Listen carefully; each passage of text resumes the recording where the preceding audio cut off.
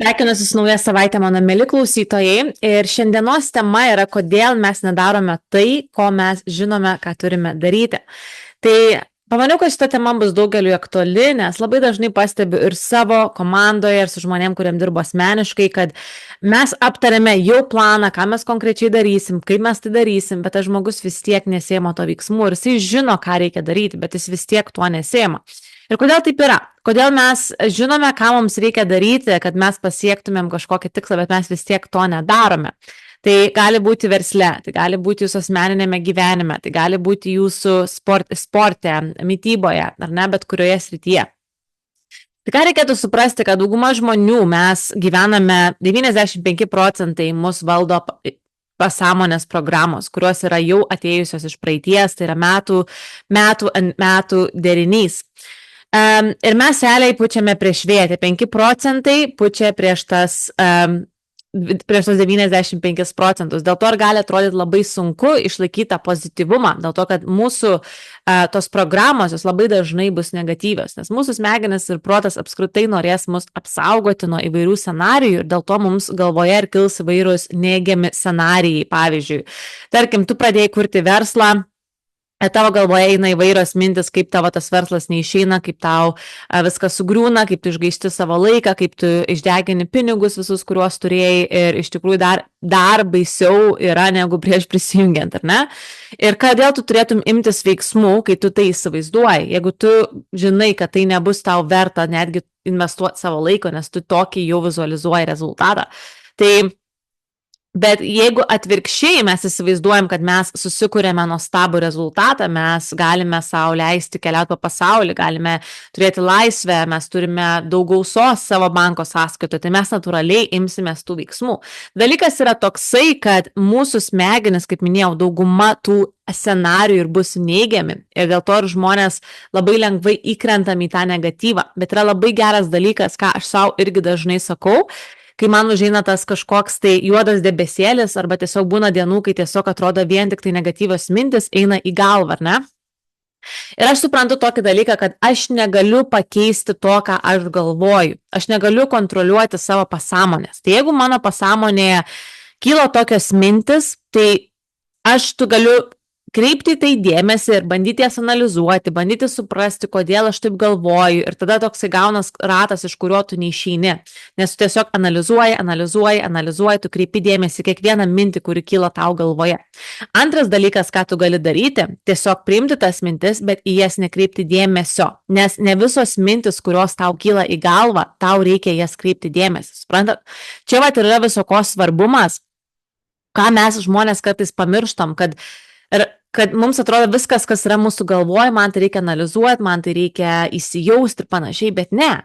Iš tikrųjų ne. 99% minčių, kurios yra mūsų galvoje, jos niekada net nevirs realybė.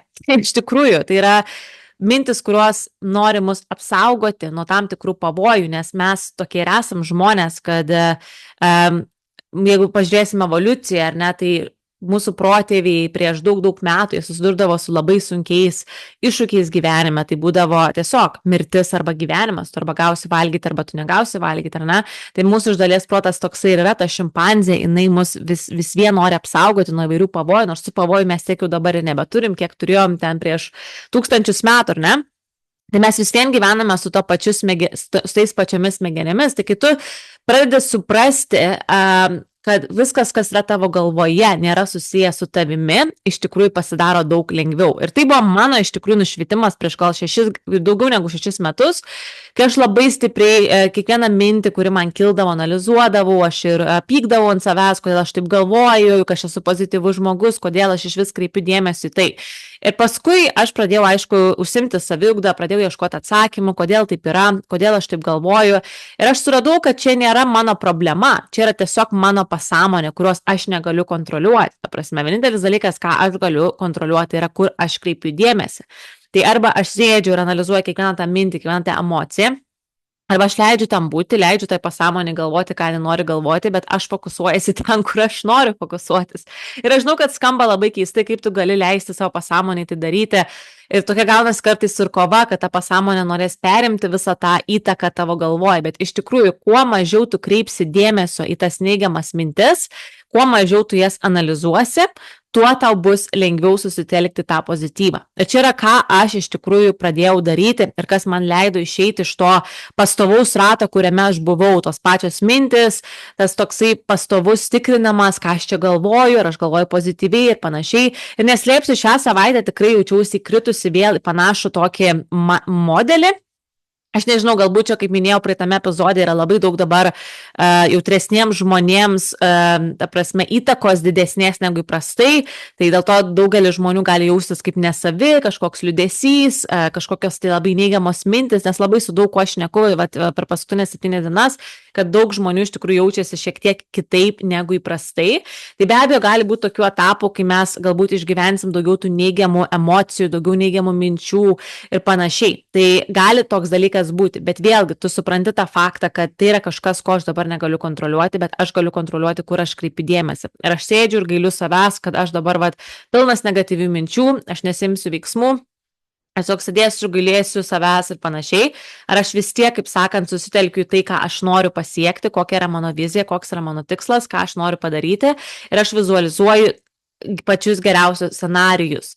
Tai čia yra mano pats didžiausias, mėlyje, patarimas, kas man leidžia judėti prieki, nes visi mes turime tų sunkių dienų, kai atrodo vien tik negatyvas, kai atrodo viskas lysta iš po žemę, žodžiu.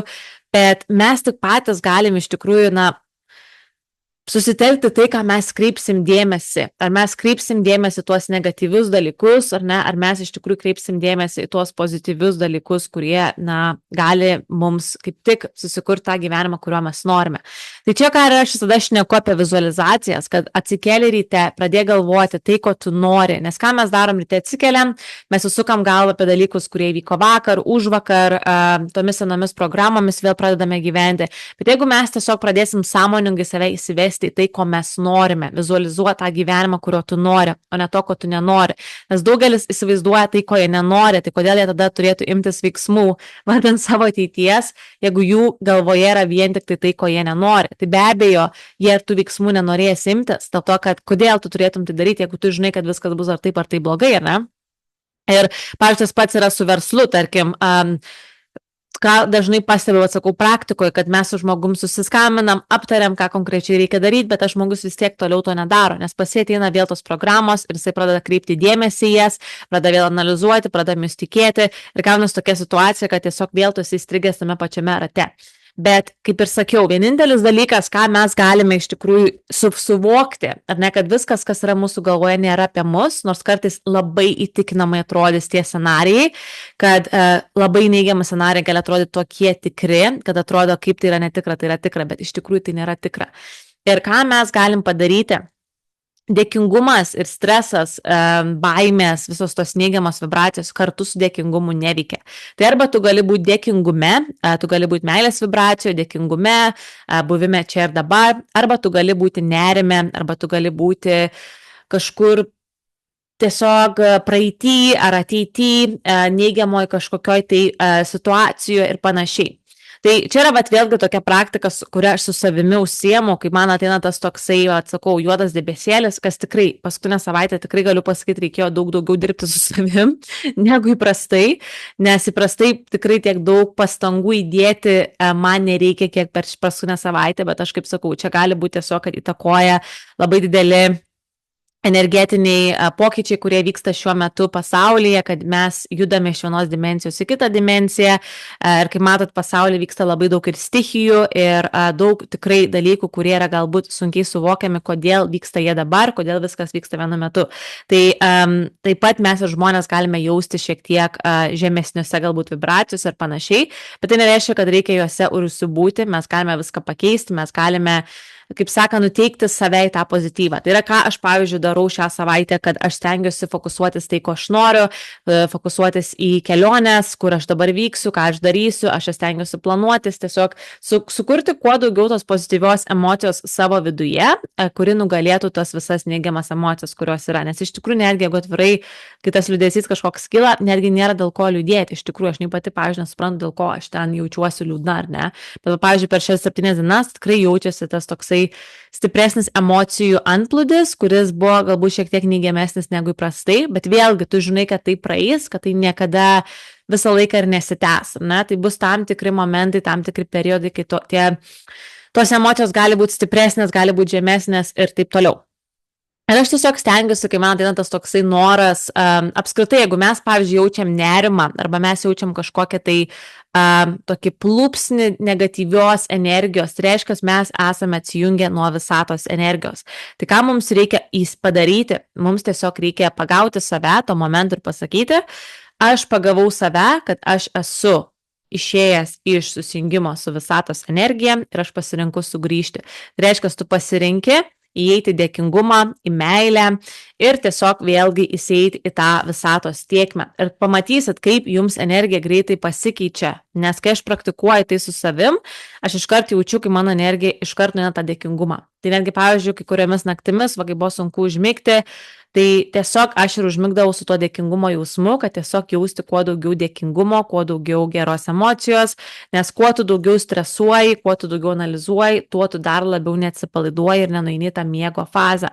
Tai tiesiog toks irgi gauna savotiškas darbas su savimi, kaip ir minėjau, toks šiek tiek stipresnis negu galbūt įprastai.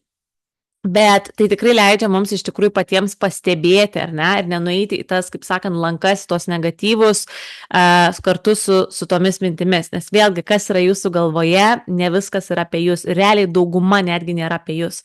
Tai aš tiesiog siūlyčiau išvelgti tai kaip į kokį draugą, kuris ar nenori tave apsaugoti, bet ne visada jo įsitikinimai yra teisingi ir tiesiog žiūrėti tą draugą su meile, su tokiu kaip ir juoku, kad tu man čia bandai pasakyti, priminti, bet pasijuokti, kaip sakant, iš to savo šimpanzės.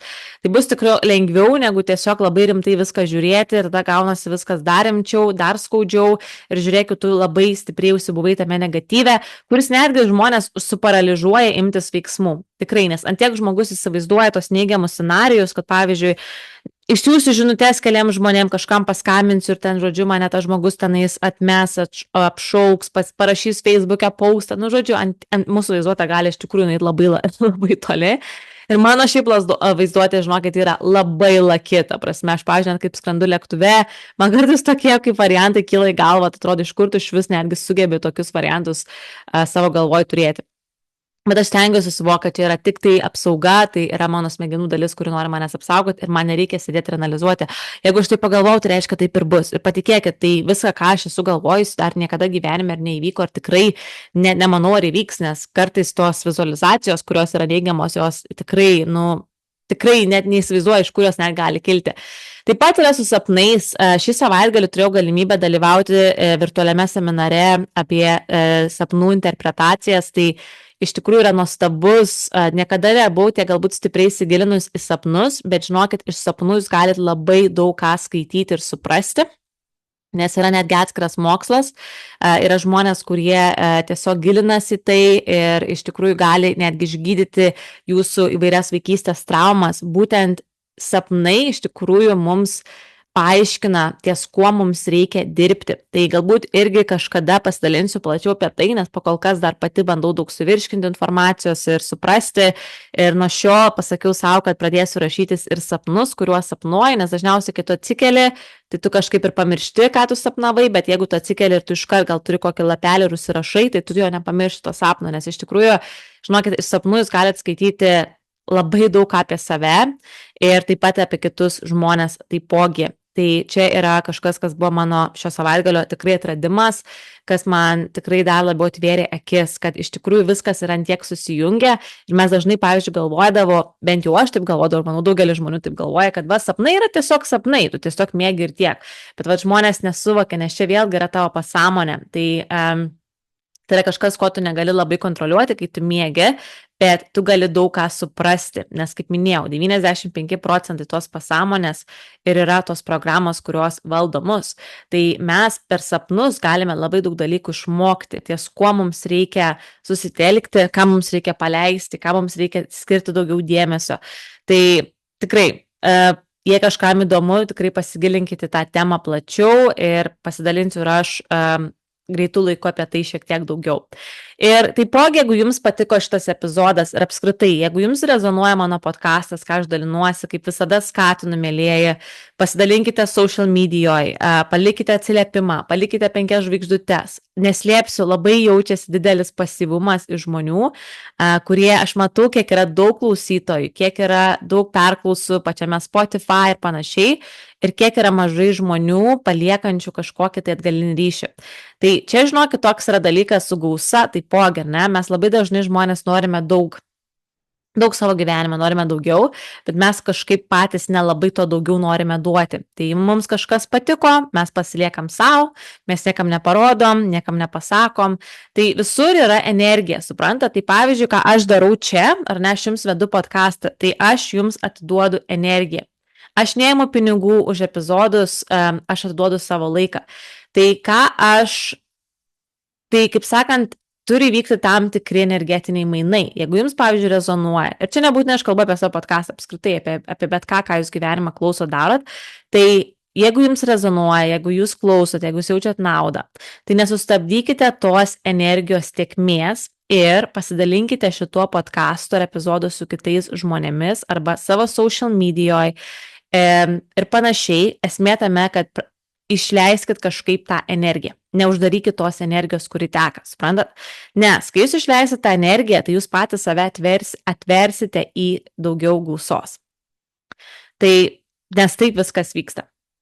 Ir būtent dabar yra saviugdos grupė, tad jeigu norite prisijungti, nueikite į puslapį pakeisksavogyvenimą.com, nueikite viršuje saviugdos grupę ir jūs galėsite tenais prisijungti ir kartu galėsime dirbti ties gausa. Manau, dauguma žmonių norite gausos gyvenime, bet turime iš tikrųjų identifikuoti tos limituojančius įsitikinimus, kurie mus stabdo, juos perprogramuoti, išgryninti labiau ties kuo mes dirbame ir išdidinti savo pinigų talpyklą, kurią mes kiekvienas turime taipogi. Tai vat būtent gausos grupėje mes apie tai ir kalbėsime visas 4 savaites ir bus duodamos praktinės užduotis. Tai nebus vien tik tai pasyvus klausimas, kaip pavyzdžiui tas pats podcastas yra, tiesiog tu klausai ir tiek. Bet jeigu tu dalyvauji saviugdos grupėse, tu pradedi iš tikrųjų imtis praktinių veiksmų, vietoj to, kad tiesiog paklausiau ir važiuoju toliau su savo diena. Bet kai mes pradame imtis tų praktinių veiksmų, ką mes darom per saviugdos grupę, kad mes ne tik tai, aš pravedu seminarą ir viskas, bet mes darom praktinės užduotis. Tai aš duodu žmonėms, ką reikia atlikti, kokias meditacijas, kokias užduotis su savimi. Tai tas žmogus daug greičiau pajudės į priekį, negu tiesiog paklausęs vieno kažkokio video arba podcasto epizodo. Tad labai iš tikrųjų raginu prisijungti. Jeigu jūs norite užbaigti šiuos metus stipriai, mėlyjeji, norite pradėti 2025 metus su gausa, kad ta gausa jums tekėtų, kad ta tėkmė jums augtų vis labiau ir labiau ir labiau, jūs turite pradėti imtis veiksmų dabar, o ne sausio 1. Tad ačiū, kad klausėte, tikiuosi, kad daugiau žmonių pasidalinsite šituo podcastu, paliksite atsiliepimą, pasidalinsite social medijoje ir susitiksime kitą pirmadienį.